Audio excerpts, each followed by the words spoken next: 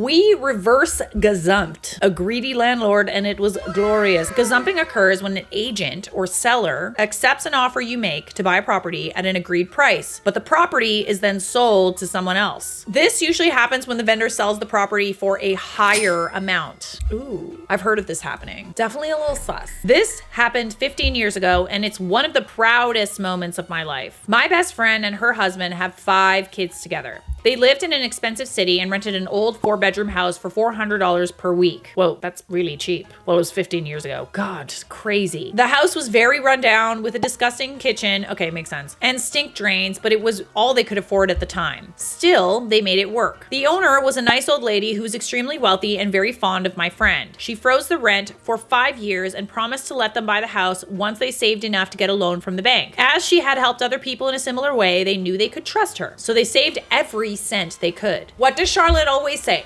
Get it in writing. Physical piece of paper. Maybe there was no computers back then, or they weren't as common. Writing. Witness. It took them 5 years, but they finally told her they were ready. 2 days later, the nice old lady passed away before anything was put in writing.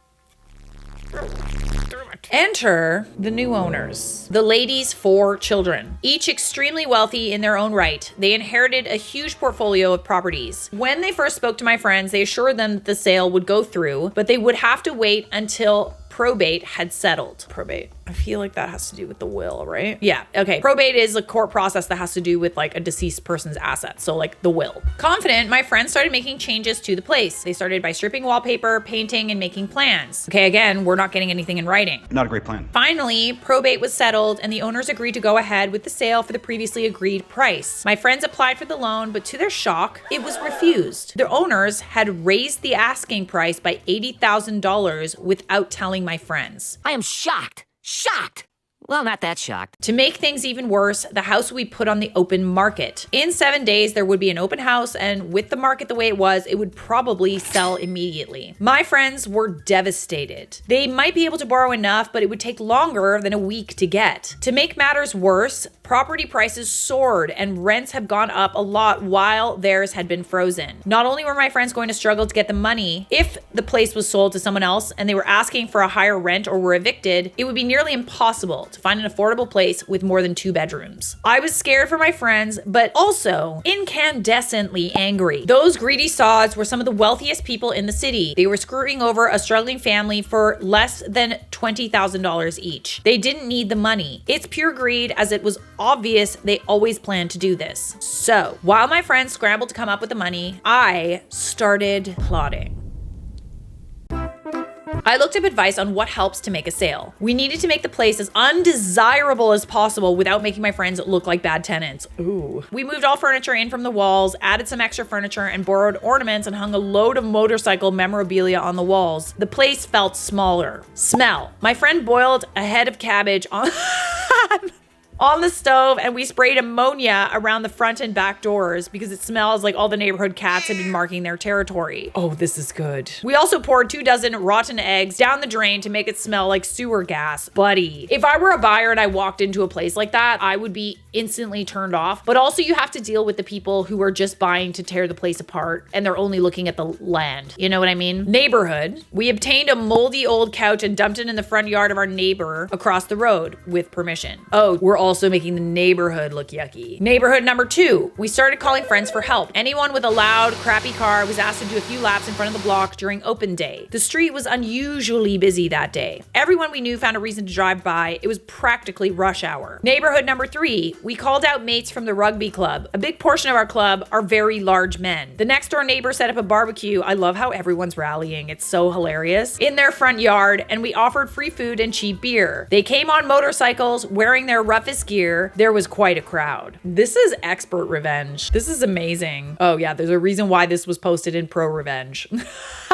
Duh. A lot of people showed up for the open day. Quite a few were in and out within minutes. One lady sat in her car and watched the party next door before driving away. The one bloke who stayed any length of time was brave enough to start up a conversation with someone leaving the property. He asked if they were there often and was told every couple weeks or so they have an after party morning, and the party the night before was 3 doors up. The party goer also helpfully, mentioned the troublesome drains that are always getting blocked by the tree roots and stinking up the place. The potential buyer left without making an offer. So, my friends were the only ones who made the offer. They still had to pay more than they planned, but not as much as the greedy buttheads wanted. My friends signed the papers and paid the deposit that day. So when the brave buyer put in an offer of $30,000 more than my friends, there was nothing the owners could do about it. Strict anti-gazumping laws. I would have loved to see the owners' faces when they found out. Wow. Brave soul who put in $30,000 more. But also, remember what I said about people just buying a house and then knocking it down and renovating it? Like, that happens a lot. Happened with my house. You should have seen it before. That's the piece of work. Please don't tell anyone how I live. For all the people who said they had cheap rent, they didn't. $400 was the rent in 2004, and that was pretty high back then. By the time the lady died, average rent for a house that size had only gone up by about $40. Nowadays, 4-bedroom houses in that area go for about $800 per week. That's crazy to me, as someone who lives in Toronto. This is some expert revenge. And you are not the a-hole, by the way. I know you didn't ask, but you're definitely not. Next up, we have a story about a bully who got put in his place at their class reunion. My high school class had our 25th reunion over Labor Day weekend. We hadn't managed to put together a reunion since our sparsely attended 5-year. We went to a small college prep school. Our class had 72 kids, where everybody knew each other, and because it was small, you could bounce between activities, so there weren't a lot of cliques. High school was mostly fine for my best friend John, names changed, and I, except for one guy named Tom, who wasn't so much a bully as just a general dick to the smarter kids in the class. He constantly made jokes at our expense and pranked us with things like creating a bunch of fake invites to a fake party at my parents' house or starting a rumor that he'd seen John kissing a girl who was a lesbian. Kind of sounds like bullying to me. John founded a company in his late 20s and has done very, very well for himself. They always do.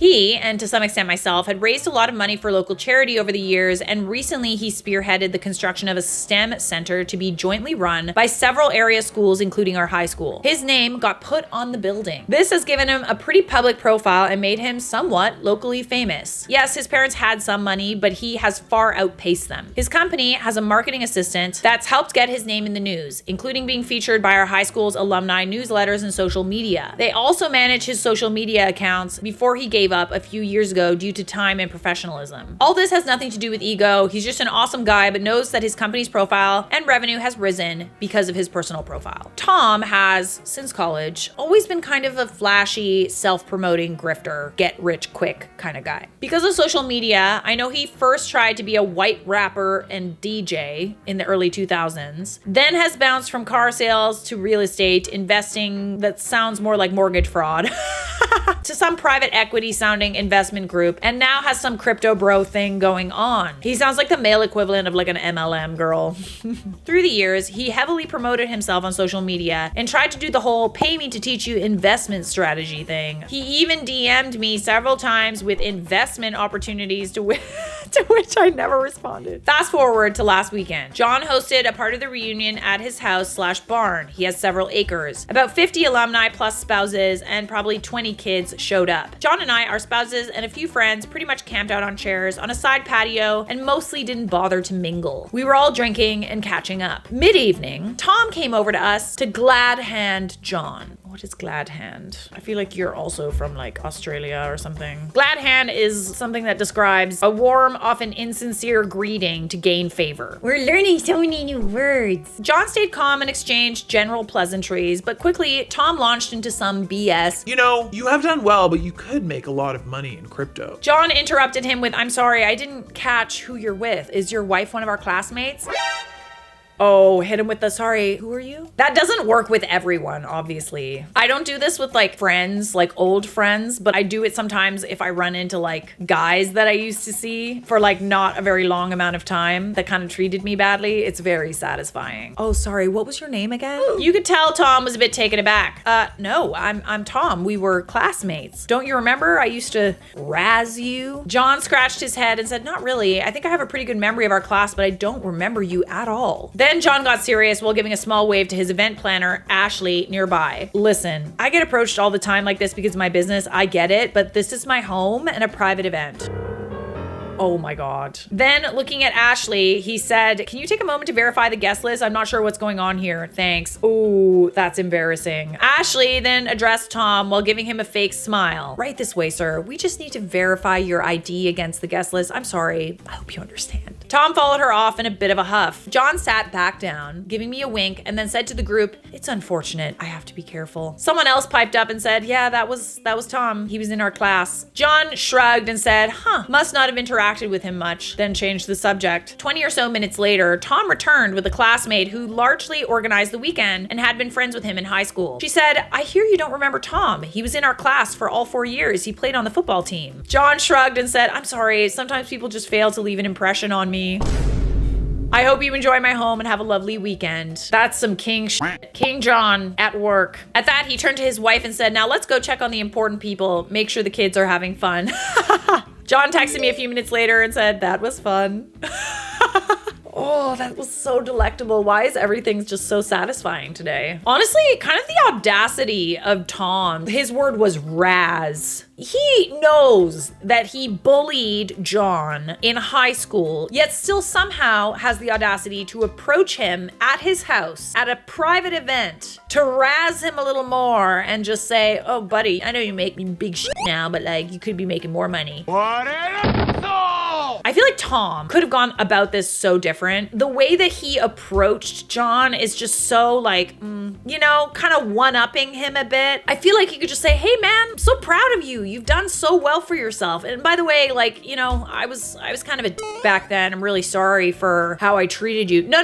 He hasn't changed a bit because his opening line was, you've done well, but you can make a lot more money in crypto. Essentially saying, I make more money than you. Buddy, if he really made that much money, then why is he trying to swindle his old classmates? Ain't nobody left. That's what I'm telling you. Revenge is a dish best served with a separate check. Over a decade ago or so, when my wife, 65 female, and I, 60 male, lived in upstate New York, we lived across from a road of a nice older couple that were at least a dozen or so years senior to my wife. So we were both obviously younger at the time. While I'm out talking across the road from him, Joey, we'll call him, and Linda, decided it was a time that they invite the neighbors out to dinner. We both figured we weren't being social enough in the neighborhood and it's good to have friendly neighbors, so we accepted with our mistaken intent. First time was a Friday evening. We were both coming directly from work, so we met at a local Italian place he raved about. One thing to know about my wife and I is that we're not huge eaters and generally don't drink when we're out because, well, driving and my wife isn't crazy about alcohol. So we order modestly and our arrangement was to just split the bill. We ordered just mains and one starter my wife and I would share with them. They decide to go full bore, starting with drinks, each orders a starter, then go for mains and desserts to top it off. We quickly figured out that we were getting screwed on this deal. So we ordered desserts and the bill came in. They forked over exactly half, plus tipping on the low side. We picked up the rest. Not too pleased, but we endured and it wasn't extremely expensive, so we let it slide and knew the lay of the land. I don't know what this trend is when we're going out for food and we literally order like everything on the menu. Like, oh, let's just try it. You don't have to finish it. That's such a waste of food. Like, I hate that so much. And then furthermore, if you're gonna go above and beyond and order all of that stuff, at least pay for yourself, Some restaurants honestly don't even allow you to do the separate check thing, which is why it's like one person pays the check and then whatever person just pays them back. You know what I mean? Everything kind of has to be like discussed beforehand. If it's something where we're doing family style and we're all splitting the check, that's one thing, but not if some people are ordering much more than others. And drinks are expensive, dude. It's actually crazy when you go out to dinner and you don't order drinks, how much money you save. Anyways, ran over, but I'll be back. Next time, a few weeks hence, we drove together to a place along the Hudson River and already knew that we were taking the hit on this. So I pulled Joe aside and said, hey, we'll keep an eye on the check and chip in our share because we're light eaters. Joey looked confused, but caught on and begrudgingly agreed. Dinner went a little better this time and the next when he decided on the chart house. And anyone who's been knows it's a bit pricey. But each time it became a contention as to how much we really owed. And my wife would give in and we'd kick in closer to half and make up the tip. Oh no, dude. Something tells me these people literally just find people to go out to dinner with so that they can afford to like go to expensive places. That's a bad one. The next time, he decided that we should try this place that was more money on the scale. This is what I'm saying. You see how it starts with like the less expensive place and it gets more and more expensive over time? You're his meal ticket, babe, literally. So when our waiter addressed our table, we ordered a beverage and I excused myself to the restroom. I returned after a few minutes, trying to hold back my Cheshire cat grin. So dinner goes through our starters, mains, desserts, with Joey and Linda going overboard in their orders, thinking they'd show us how this was done. After an admittedly good meal, our waiter comes with their check and ours. The look of total horror on their faces was priceless, since they hadn't realized I arranged for our check to be tallied separately from theirs. And apparently theirs was more than double ours. See, this is why I know that they plan to have you guys split everything from the very, very, very beginning. Because why is that a shock to have to pay for your own bill? Make it make sense. Oh, but it does make sense. I'm telling you, it does. Joey had this priceless look of fury and a face that was beet red with anger, knowing we totally got the upper hand and we weren't feeding into his discounted dinners. That's exactly what it is. He was getting to go to all these expensive places for half the price because he invited you suckers. It was some months later, after some chatting across the road, that he decided to try dinner again. And as usual, we said we'd meet him at the venue since we were coming from opposite directions due to other plans. Actually, meeting them was a comedy of faked lost cell phone signals, stopped traffic, until we finally said, you better just go ahead and order, not sure when we'll actually get there. To this day, I don't know if they actually ate at that restaurant that night. So you just never showed up? Wow. I think in situations where you're kind of just going a little bit balls to the wall at a restaurant, you have to have this discussion before. Furthermore, like I know people kind of like work in sales, they take out like coworkers and clients and stuff and they pick up the bill and stuff like that. So it's become like kind of normal in our society to just like do one check or like, you know, everybody covers their share or whatever. But like this really has to be something that's discussed before. Regardless, Buddy was swindling you. He was swindling you from the start, and I bet you anything he's gone around to each person in the neighborhood and swindled everyone. And then now you're the new people, so you're the only ones left. Excellent. I would have done the same thing. All right, we got time for one more. Who wants another one? My tenant stole $20,000, so I ruined her life.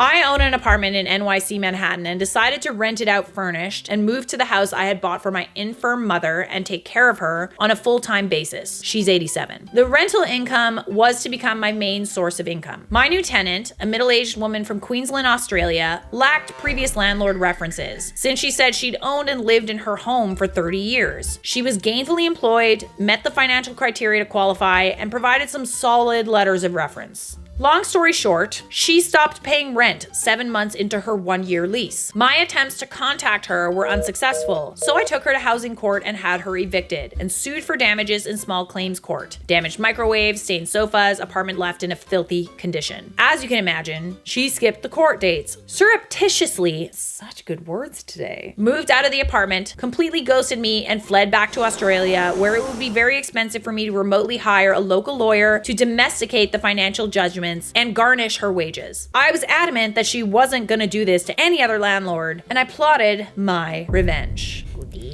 She has a very unique name, so I bought her domain name. Let's say her name is Jane Smith. I purchased janesmith.com and built a website. I am gobsmacked. I proceeded to post the details on said website. Her photo, an official copy of the financial judgments I won against her. She owes me $16,000 in unpaid rent and $7,000 in damages, including photos of the filth left in the apartment, the damaged furniture and broken microwave, the notice from the marshal posted on the door with eviction details about where she worked and the club she frequents in Queensland to play bridge. I was very careful to only include facts as to not be accused of slander. I focused on the SEO of the website and managed to have the website be #1 as a search result when you Google her name. Stop. This is insane. Like, wow, inspo.